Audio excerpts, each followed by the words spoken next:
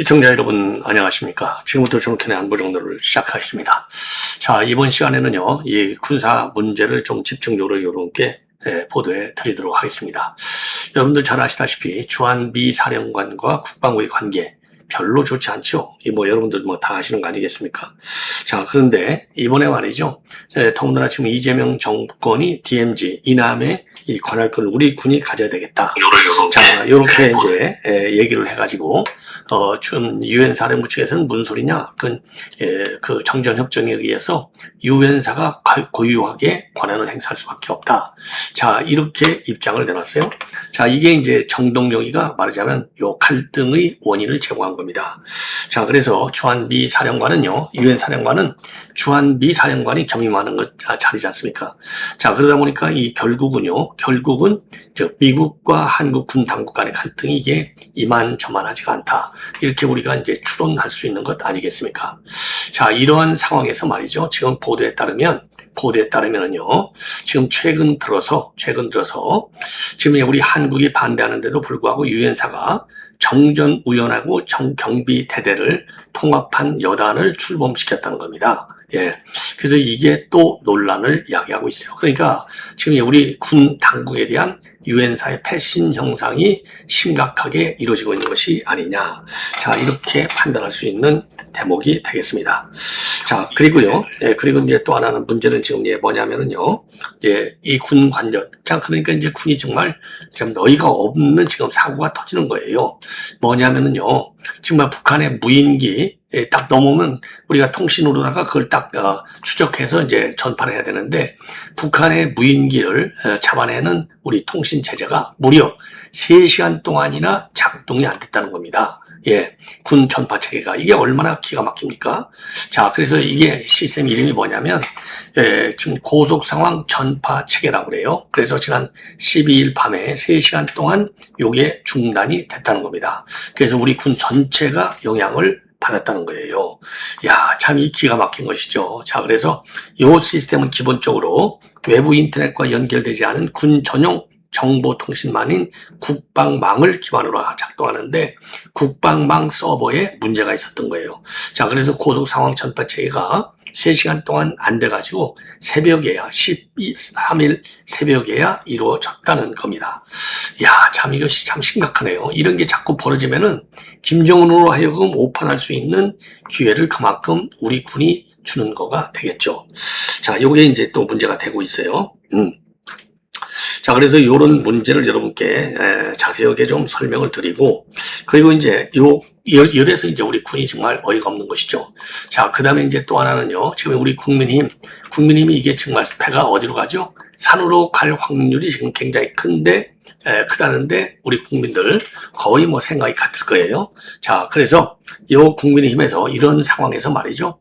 지금 이제 뭐가 큰 문제가 되느냐? 이재명이가 이런저런 명분 하에 사실상 이재명이가 말하자면 이제 이 중도 외연을 확장한다 이런 전략으로 지금 국민의힘을 일부를 먹을 가능성이 있다는 것이죠. 왜? 국민이 지금 장동혁파, 한동훈파, 또 다른 파파, 딱히 친윤파, 또 비윤파 등등 파벌이 제법 된다는 겁니다. 자, 그래서 지금 이재명이가 이런 이제 분파 지금 되어 있는 내부의 이 상황을 볼 때 이재명이가 일정 계파를 먹어버리는 거예요.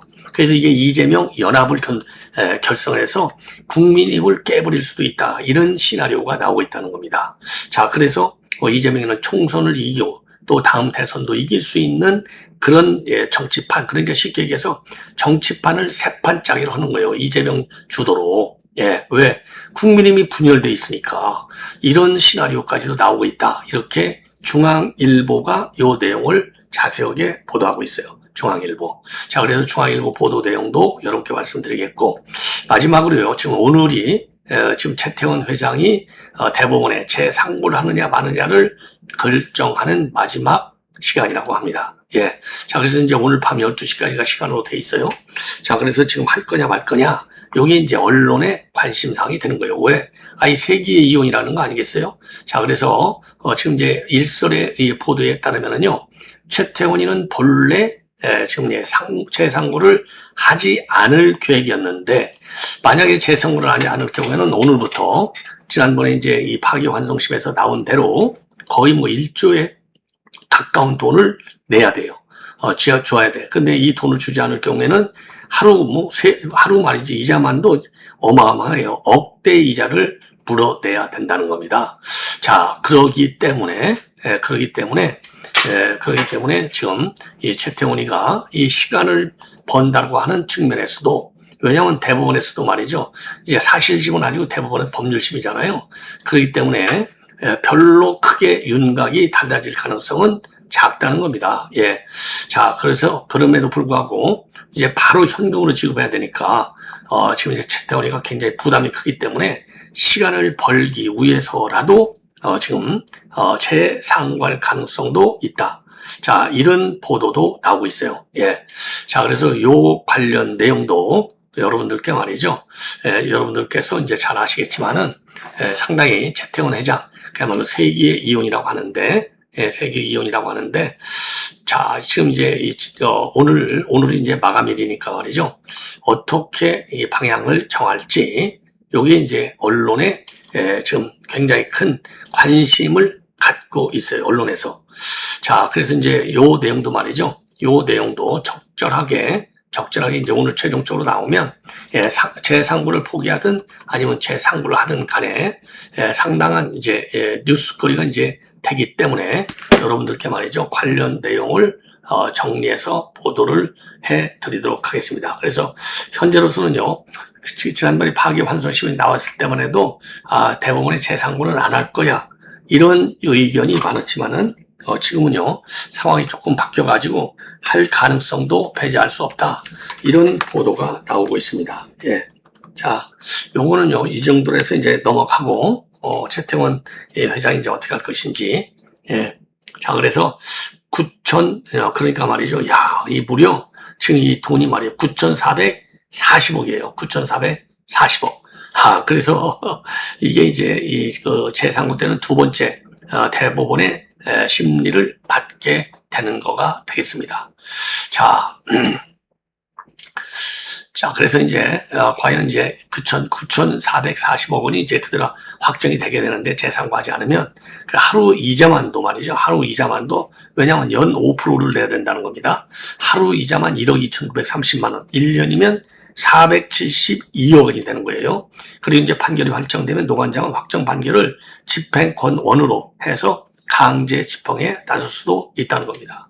반면에 당사자 사이에서 지급 시기와 방법을 별도로 협의할 가능성도 제기되고 있어요. 예. 자, 이건 뭐 이 정도로 해서 여러분께 말씀을 드리고요. 자, 이번에는요, 지금 이제 비무장지대 관리를 둘러싼 지금 이 갈등이 이게 여간 심각하지가 않아요. 자, 그래서 요 내용 지금 조선일보가 말이죠. 죄송합니다. 예.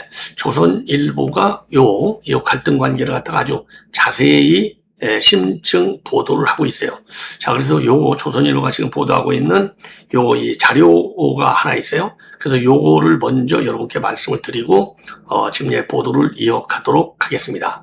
자, 요걸 보시면요, 굉장히 일목요연하게 정리가 잘 돼 있어요. 그러니까 이제 사실상 유엔사와의 갈등 관계는 미군당과의 갈등 관계나 마찬가지인 거예요. 자, 그래서 요걸 보시면, 자, 비무장지대 관리를 둘러싸 한미 이견 일치, 이렇게 돼 있어요.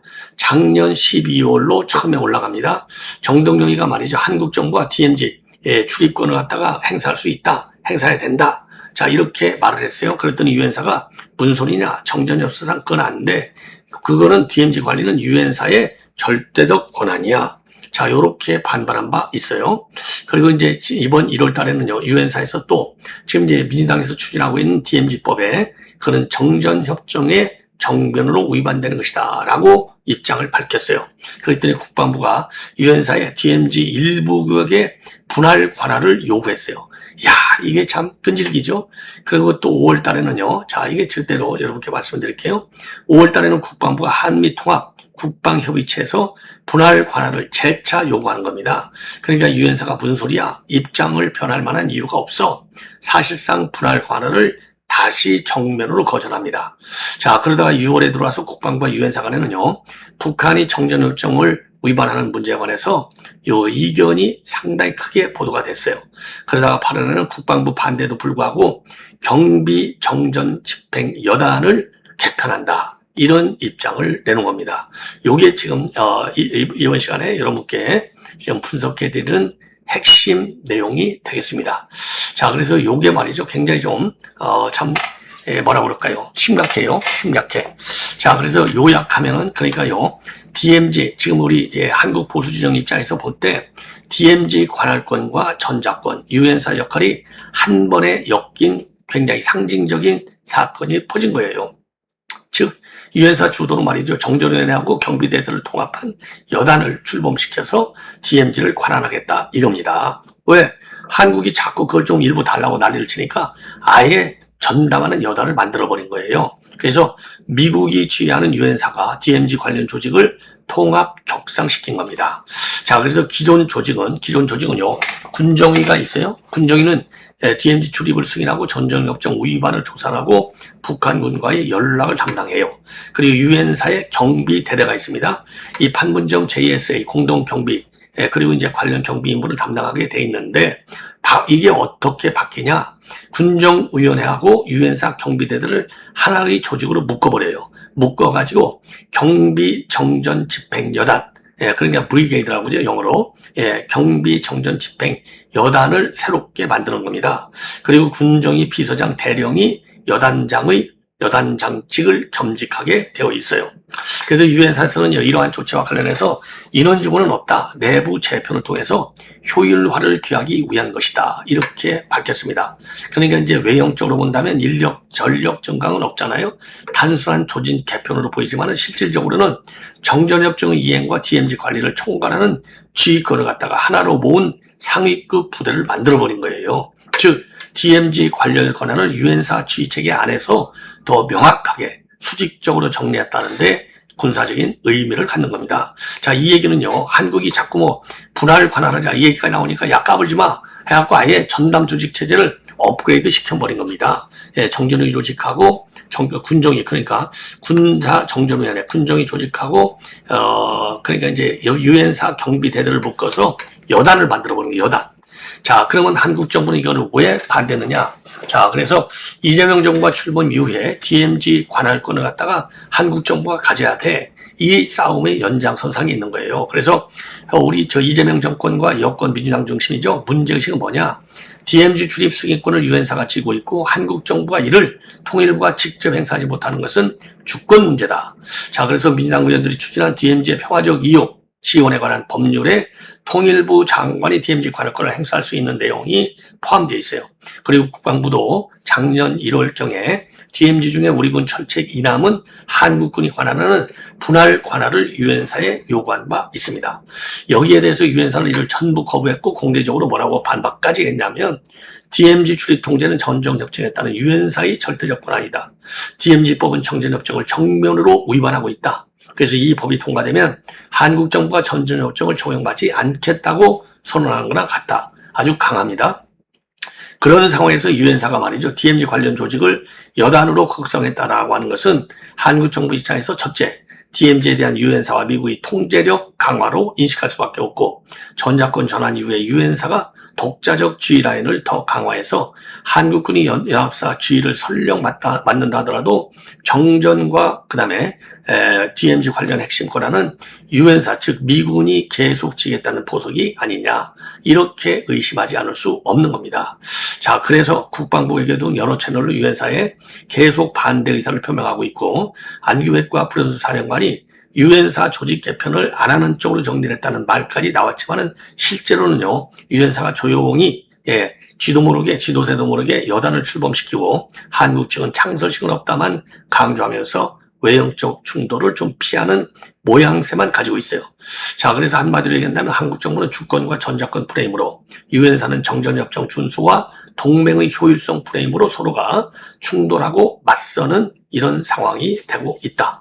특히 말이죠. 이렇게 지금 여단을 만드는 것은 전작권 전환에 대비한 유엔사의 역할 강화가 아니겠느냐.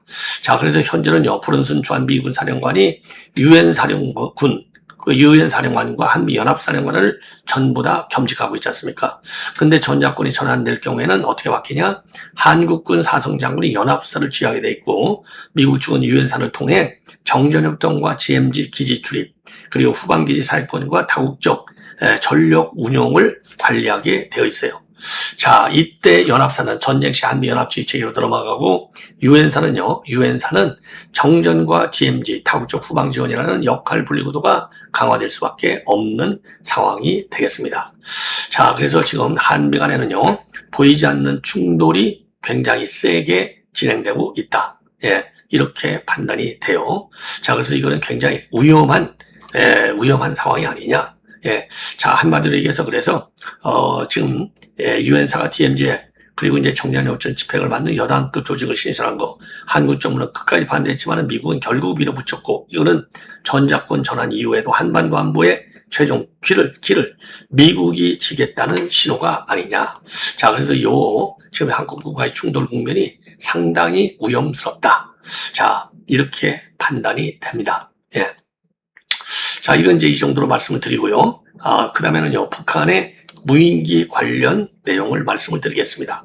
야, 정말 기가 막히죠? 아니, 전쟁 중도 아닌데, 이 평시인데, 이 군 통신체계, 다른 통신체계도 아니고, 북한 무인기가 집주됐을 때 작동해야 할 이 통신 전파체제가 무려 3시간 이상이나 한밤중에 작동이 안 됐다. 이거 기가 막히죠. 그래서 요 책임 문제를 갖다가 반드시 실사를 해가지고, 책임 문제를 추궁하고 만약에 시스템적으로 문제가 있을 경우에는 시스템을 적극적으로 좀 개편해야 될 것이 아닌가. 자, 이렇게 판단이 들어요. 예.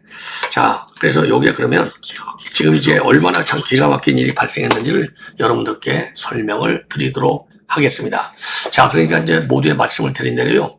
무인기나 목선이 침투할 경우에는 현장 부대에서 합참적으로 상황을 전파해야 되잖아요. 요 상황을 전파하는 핵심 시스템이 이름하여 고속 상황 전파 체계예요. 그런데 12일 밤부터 13일 새벽까지 3시간 남짓 중단이 됐다는 겁니다. 자, 그래서 우리 군 전체가 영향을 받았다는 거예요. 먹통이 됐으니까 고속 상황 전파 체계가 먹통이 됐어요. 자, 그래서 이게 한마디로 해서 국방망이 작동이 안 된 거예요. 이유는 국방망 서버에 문제가 있었다는 겁니다.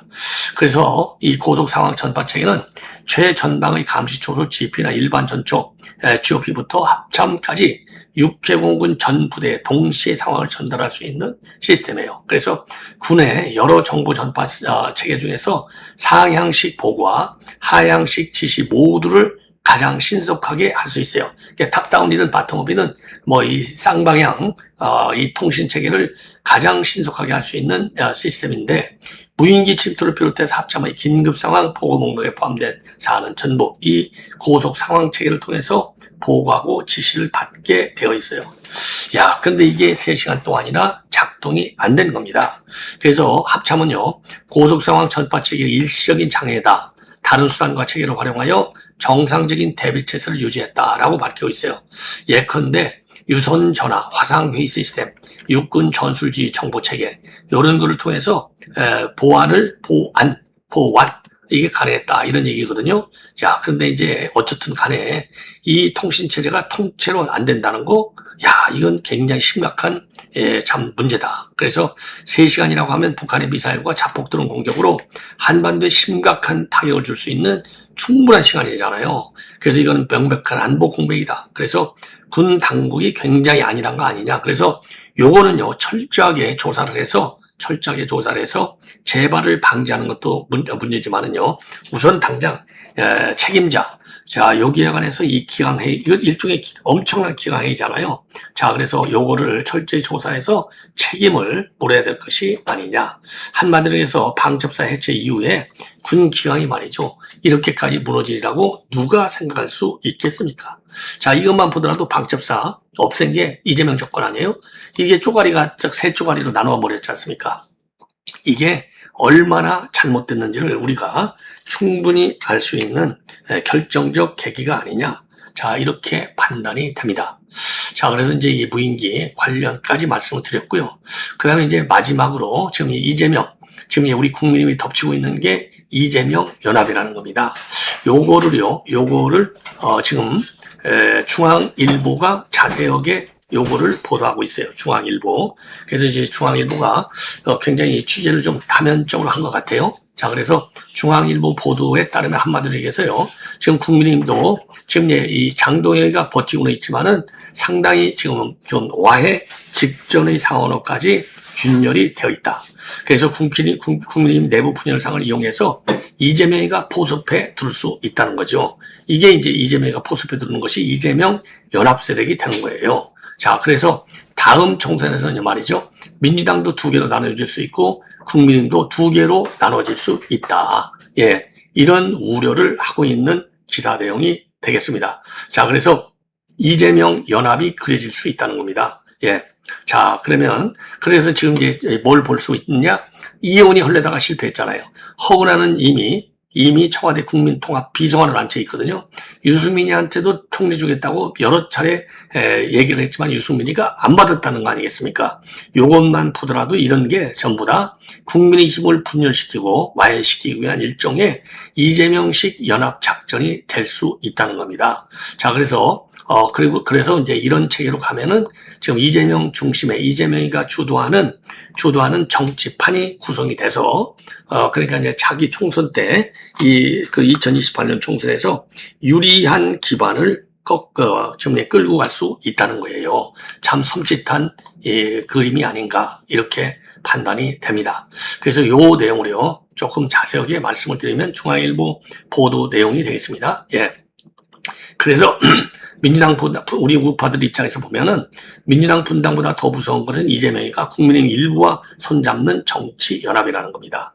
자, 그래서 요거는 말이죠. 그 국민의힘 내부를 겨냥한 경고장이다. 동시에 이재명의 연합 정치 가능성을 띄우는 지금 이 기사가 되겠어요. 그래서 첫째, 그러면 국민의힘 내부 상황이 왜 이런 시나리오를 낳고 있는지, 둘째, 이재명이가 실제로 어떤 방식으로 보수 인사들을 포섭해 왔는지, 셋째, 2028년 총선을 앞두고 현실적으로 가능한 정치지형 재편 시나리오가 무엇인지를 한번 짚어드리도록 하겠습니다. 자, 그리고 마지막에는 보수 진영, 특히 우리 국민의힘이 무엇을 가장 경계해야 될지를 정리해 보겠는데요.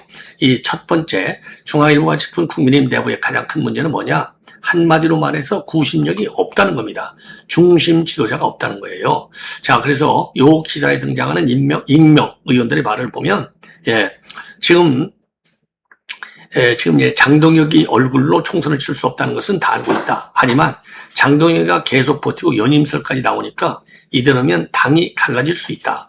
이런 표현까지 나온다는 겁니다. 자, 그래서 요약하면 이런 구조인데, 당 대표에 대한 신뢰도가 낮고, 그리고 장동혁 대표는 자신의 정치적 입지 강화를 위해서 올림픽공원 집회와 같은 이벤트에만 올인하고 있다. 이 과정에서 의원들은 나홀로 리더십, 즉 대표 개인의 정치와 당 전체의 이해관계가 삐그러지고 있다, 어긋난다는 느낌을 받고 있다는 거예요. 여기에 계파 갈등이 다시 불붙고 있다는 겁니다. 친한계에 대한 징계 문제가 이제 요인이 되고 있고, 그러다 보니까 안철수는 이 친한계를 겨냥해서 복당 운동권이라고 직격탄을 날리고 있어요. 자, 다시 말해서 친윤, 비윤, 친한, 그리고 각종 중도파들이 얽혀있는 계파 구도가, 분열상이 총선을 앞두고 다시 시한폭탄처럼 돌아오고 있다, 이렇게 이제 평가가 되는 겁니다. 그리고 차기 보수 리더로 거론된 인물들도 상당히 불안한 상황이라는 거예요. 예컨대 오세훈도 1심에서 당선 무효용을 받았잖아요. 이런 것들이 모두 합쳐지면 뭘 얘기해 주느냐? 국민은 지금 누가 당을 대표하고 누가 차기를 책임질지에 대한 그림이 완전히 흔들리고 있는 상태라는 겁니다. 이런 상황에서 공천 시들이 다가오면 어떻게 되느냐?